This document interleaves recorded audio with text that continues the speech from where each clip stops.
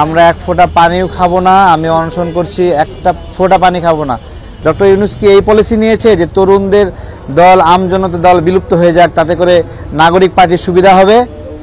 সুবিধা তো হয়ই আমরা না থাকলে তাদেরকে কেউ খোঁচা দেয় না, টকশোতে কেউ প্রশ্ন করে না যে কেন ছাগল চুরি করেছো, কেউ প্রশ্ন করে না কেন পাঠ্যপুস্তক প্রিন্টিংয়ে দুর্নীতি হয়েছে, কেন পিএস দুর্নীতি করছে, কেন গুলশানে চাঁদাবাজি করতে গেছে। এই প্রশ্ন না করলে তো ভালোই লাগে। সেই প্রশ্নগুলো করার কারণে হয়তো বা কষ্ট পেয়েছেন, কিন্তু এই প্রশ্নগুলো না করলে আপনারা এক চোখা হয়ে যেতেন। দাবি কিছু না তেমন, আমাদের দলের নিবন্ধন চাই। আমাদের সহযোদ্ধারা নির্বাচনে অংশগ্রহণ করবে, আমরা দীর্ঘদিন একসাথে রাজনীতি করছি, কিন্তু এই নিবন্ধনের জটিলতার কারণে তাদের নির্বাচনে অংশগ্রহণ করা অনিশ্চিত হয়ে গেছে।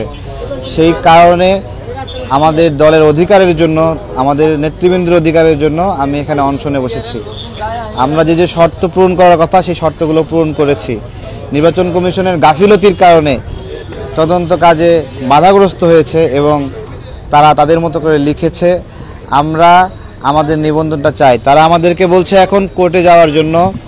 আমরা স্পষ্ট করছি, এখন তো কোর্টে যাওয়ার সময় না। আপনারা মার্চ মাস থেকে শুরু করছেন, হ্যাঁ মার্চ মাস থেকে শুরু করছেন। তো RICL TMX, যুগের পর যুগ স্থাপনা থাকে মজবুত। এখন আমাদেরকে বলছেন কোর্টে যাও, তো কোর্টে যাওয়ার জন্য সময় রেখেছেন।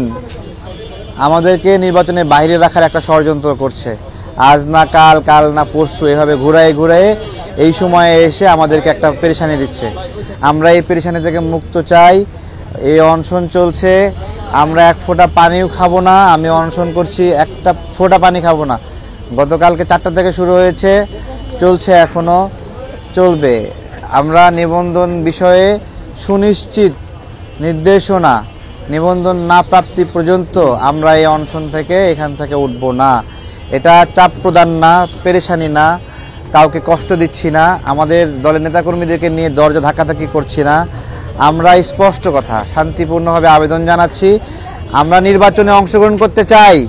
কার সমস্যা আমরা নির্বাচনে অংশগ্রহণ করলে আমরা কয়টা ভোট পাবো যে আমাদেরকে শত্রু মনে করবে? কয়টা ভোট পাবো ভাই? 500, 1000, 1500, 2000, 3000 ভোট পাবো, তাই না? এইটুকুর জন্য কারো হার জিত নির্ধারণ হবে?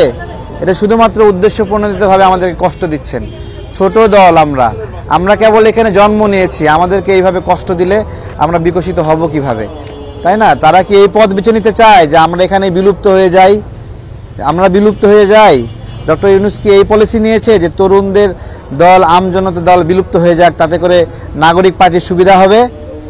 সুবিধা তো হয়ই আমরা না থাকলে তাদেরকে কেউ খোঁচা দেয় না, টকশোতে কেউ প্রশ্ন করে না যে কেন ছাগল চুরি করেছো, কেউ প্রশ্ন করে না কেন পাঠ্যপুস্তক প্রিন্টিংয়ে দুর্নীতি হয়েছে, কেন পিএস দুর্নীতি করছে, কেন গুলশানে চাঁদাবাজি করতে গেছে। এই প্রশ্ন না করলে তো ভালোই লাগে।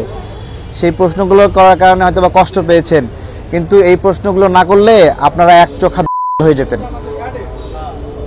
প্রশ্ন করে আপনাদেরকে বাঁচিয়ে দিয়েছি, জনগণ পিটায় মারতো এতদিন আপনাদেরকে। আমরা প্রশ্ন করাতে আপনারা বেঁচে গেছেন, আগে থেকে সাবধান হয়েছেন। ক্ষতি করি নাই, যাদেরই সমালোচনা করেছি ক্ষতি করি নাই।